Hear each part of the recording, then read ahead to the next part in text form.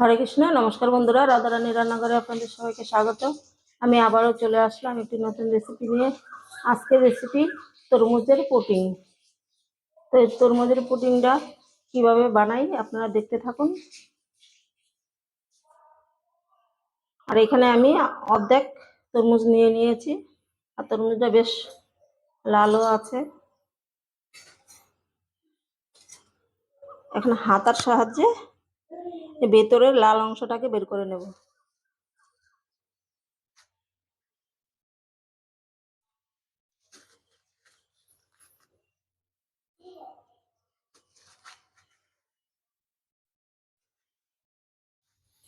আমি তরমুজের লাল অংশটা পুরোটা বের করে নিচ্ছি।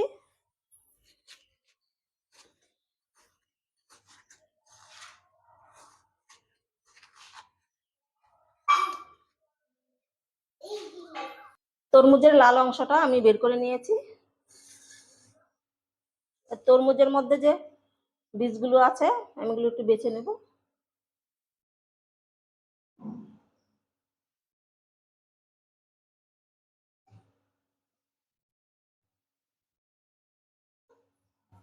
একটু দেখে নেব।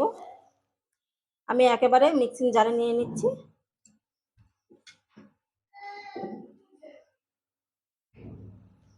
তরমুজ থেকে আমি সবগুলো বীজ বের করে নিয়েছি। এখন আমি এটাকে মিক্সি করে নেব। তরমুজটা মিক্সি করা হয়ে গেছে।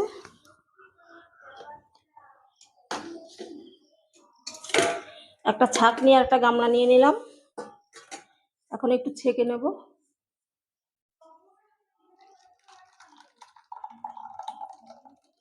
ছেঁকে রসটা বের করে নেব।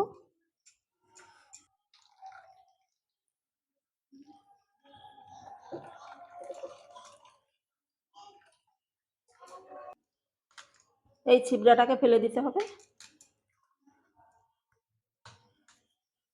তরমুজের রসটা আমি বের করে নিয়েছি, এই যে, আর কালারটা কত সুন্দর হয়েছে।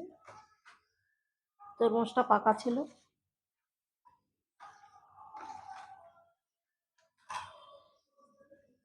আর একটা বড় পাত্র নিয়ে নিলাম।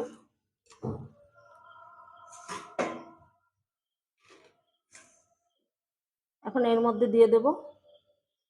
তরমুজটা মনে হয় মিষ্টি হবে, আমি অল্প পরিমাণে একটু চিনি নিয়ে নিলাম। 100 গ্রাম হবে।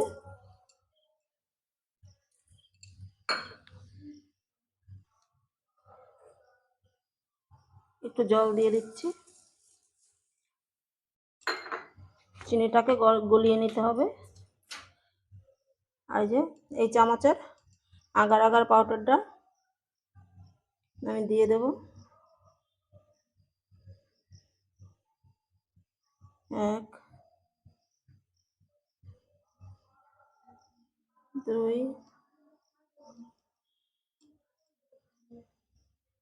3 এরকম ভাবে 4 চামচ দিয়ে দিলাম।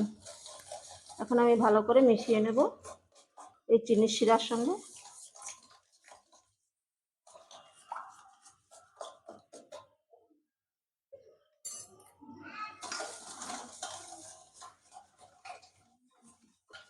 চিনিটাকে আমি ভালো করে গলিয়ে নেব।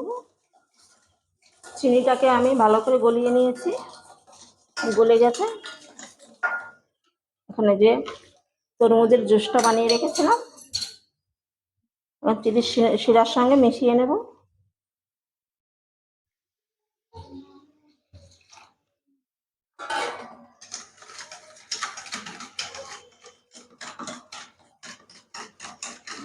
এখন গ্যাসটা জ্বালিয়ে পুডিংটা তৈরি করে নেব। গ্যাসটা জ্বালিয়ে আমি কড়াইটা বসিয়ে দিয়েছি। এখন তরমুজের রসটা দিয়ে দেব। এটাকে ফোটাতে হবে না, গরম হলেই হয়ে যাবে।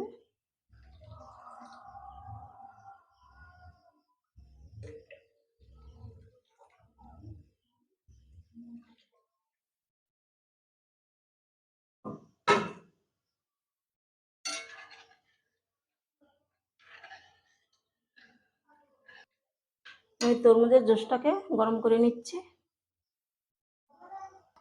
তরমুজের জুসটাই দেখুন মাত্র ফুটতে শুরু করেছে। এই অবস্থায় আমি নামিয়ে ফেলবো। নামিয়ে একটা পাত্রে ঢেলে নিচ্ছি। গ্যাসটা অফ করে দিলাম।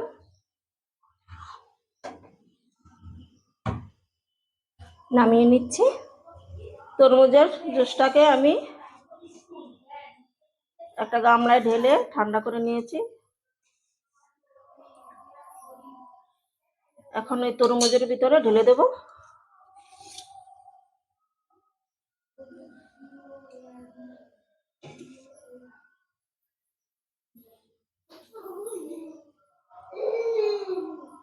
একটা বাটিতে বসিয়ে নিয়েছি যাতে না নড়ে চড়ে। এখন আমি এই জুসটাকে ঢেলে দেব।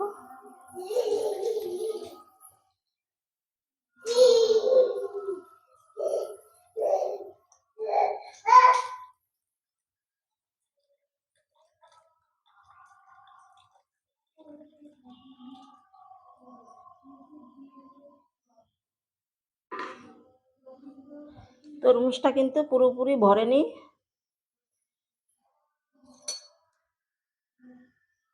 এখন উপরের ফেনাগুলো ফেলে দেব।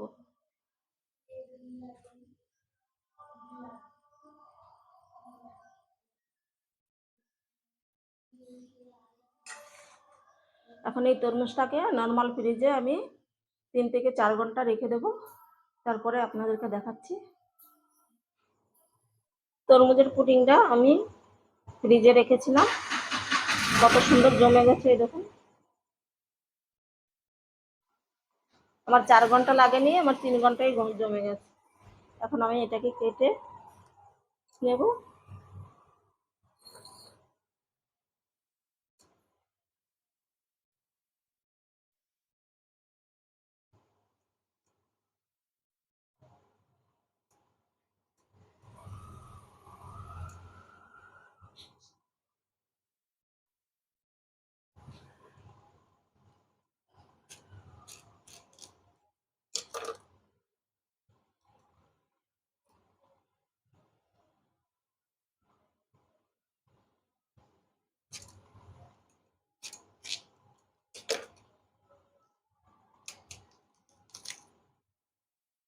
দেখুন পুডিংটা কত সুন্দর জমেছে।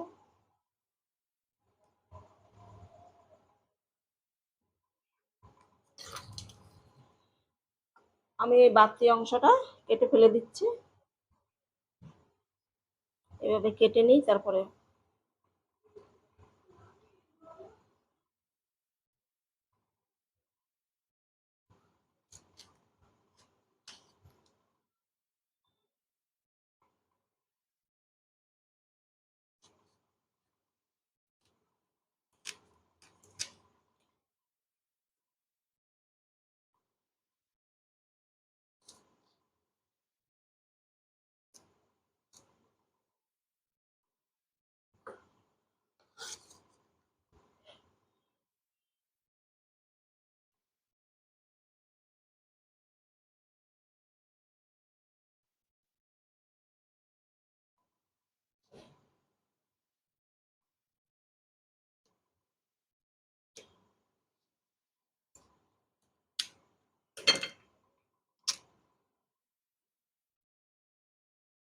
আমি কেটে নিলাম।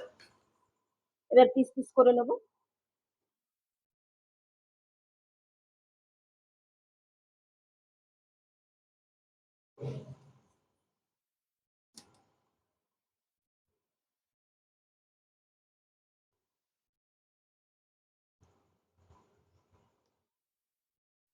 এটাকে সাবধানে একটু কাটতে হবে।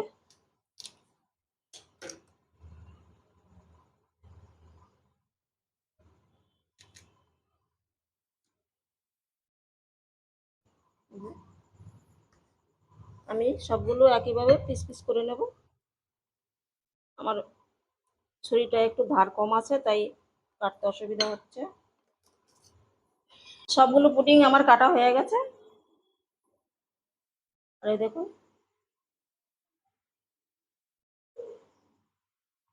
আমার এই তরমুজের পুডিংয়ের রেসিপিটা আপনাদের কেমন লাগলো কমেন্ট করে জানাবেন। ভালো লাগলে রাধারানী চ্যানেলটিকে সাবস্ক্রাইব করে পাশে থাকবেন। দেখা হবে অন্য কোনো নতুন ভিডিওতে।